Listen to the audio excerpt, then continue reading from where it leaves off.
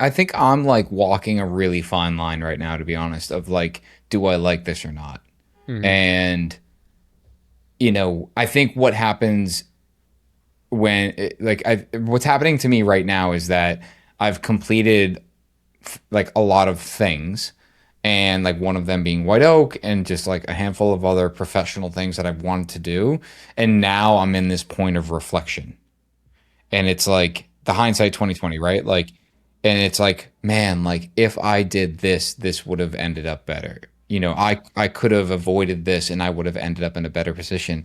And I think right now the weight is heavy because it's like, okay, it's done. Now you carry the burden until, whatever, like what for a white oak example, like until it's sold, you will carry 100% of its burden Yep. because that like everything's And there's done. no distractions there, right? It's not like, well, when I get this done or when I get this done, or we still have this to No, look forward to. it's hey, you need to sell this, and oh, by the way, now that you've had time to reflect on it, here are all the things that you could have done differently. Yeah. I And feel I'm like like, that's the worst.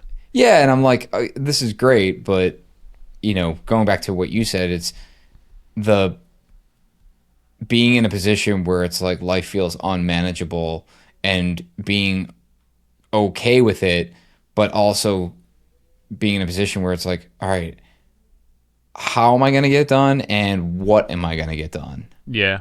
And I feel like, at least for me, I feel like my weeks have been, I've been writing out. I've my quote unquote secret weapon recently is I've been writing everything out in my notebook Hmm. of just like these are the things I need to do, and I will literally look at it and be like, if that's not moving the needle, just like don't do it.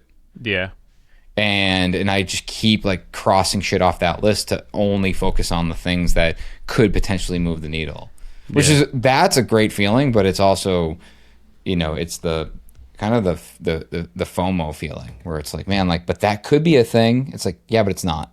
Yeah. I mean, I'm getting to the point where like the hours after work are increasing, and even like the property that I'm developing is two lots down. So even after I get done the podcast, it's like I'm gonna hop over there, and then I've coached Selby softball for 10 years now, and so we have a game tonight in another town. I'm like, well, I can get myself another hour of work if I have the head coach pick her up.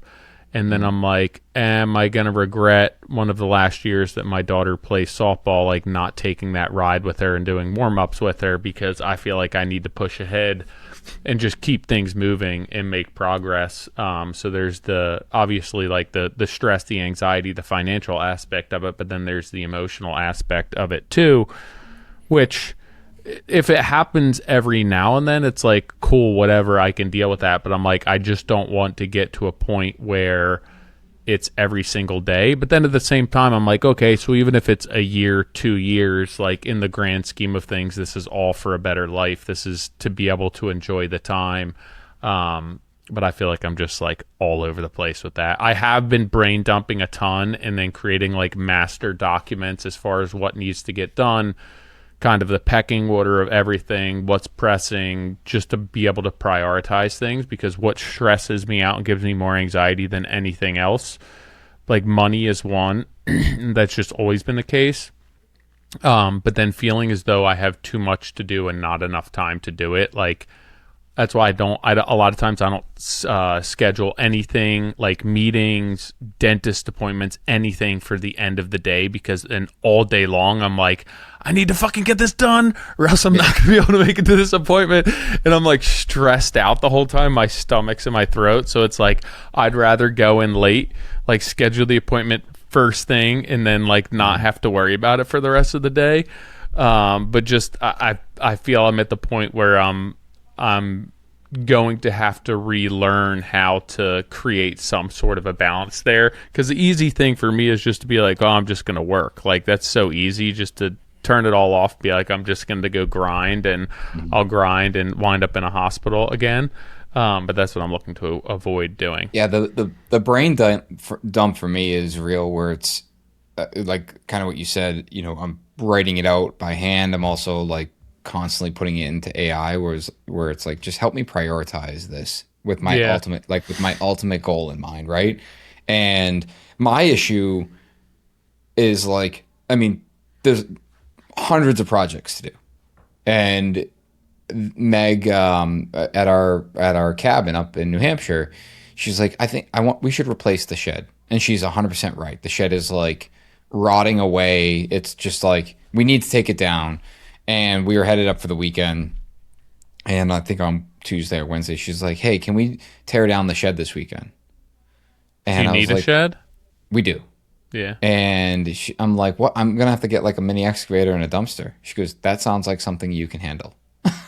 And I was like, yes. And unfortunately, they couldn't get one there this weekend. But I was like, we've been talking about replacing it with a new shed and then like creating a small little bunkhouse, like that's, has heat. I mean, I'm sorry, that has like, we'll put window AC in it. It's insulated, but that's it. It's like for the summer when we have like friends or the kids want to stay in it. And then I was like, all right, if we do that, I also want to build it so I can put like a sauna on the back of it. So Yeah. like it goes from like replace the shed to like now it's like this 12 by 24 thing. And I'm like, You're building a she shed. she shed. I'm like, I'm just going to keep this thing simple. Like I sketched it up 12 by 24. We'll do some vertical siding, like architectural asphalt shingles. And next thing I know, I'm sitting in the cabin and I'm like 2.5 hours into drawing like sketches. And then I'm on like Nordic architecture websites of like, I could do this with timber. I could have this overhang. And I'm like, this is why I don't get anything done. Yeah. Because instead of just getting the MVP version done, I'm like, why would I do the MVP when I should just go all out? I should just hire Vincent and he'll design something and then just build it. I was And just it's talking like, to my brother about a shed, and I was like, yo, dude, get a friggin' shipping container and build whatever you want around it. Like, it's so much cheaper than anything and everything. it's just Not like that that's the look that you're going for, but I'm like, damn. You look up what a shed costs, even just to buy one, and it's like, oh, like that was, I thought this was going to be a few $1,000s, and it's like, no, to get anything nice, like a lot of money. and it's not even the money. It's like, for me, it's like, why would I do a version that eventually gets replaced? Yeah. And I think I've told the story like before. paralysis, essentially. Totally. Where it's like I was like, oh, we're going to renovate our house. I'm not going to replace the stove. And it's like 2 burners died on it. And we have 4 children. Yeah, and now we have the same stove. And Meg was like, will you please, for the sake of our marriage, just order a replacement? And it was $600. Yeah. And it's like, and the other day, Indy was peeling off the blue protective film. I'm like, no. She goes, what? I'm like, leave that on. She goes, why? I'm like, because this is going to go down in the rental in 3 years. And it's kind of not. nice like, for it's a decent stove for $600. I'm happy with it. But it's just like, why would I replace it if we're going to get like a nice one? She's like, because you're not we were supposed to start this renovation 3 years ago. Yeah. And it's just, that's like what kills me is like, there's stuff to do. And then now, I mean, truthfully now, like, especially with AI, it's like, oh, I have all this stuff to do. So I'll start doing it and be like, man, I could have AI do this. All right, let me use AI. And then it's like 4 hours into learning how to tell AI to do what I need to do. I'm like, fuck. I'm like, if you were doing just one thing, it would be helpful. But when it's so many different things, it's just like, I feel there's a lot of wasted movements. Because like you're really not systemizing anything at that point. You're just kind of recreating the wheel for many different individual wheels. And it's just like, so for me, I mean, recently, like one of the things that I realized last week, or not realized last week, but like came to the determination last week is I also work with a bunch of different consultants where it's like CPA, my trust, my, wealth management, my, business coach, my other side of my business coach. And it's just like all these people. And I'm like, I just need to stop. Like I'm getting all this great advice. All of it's great.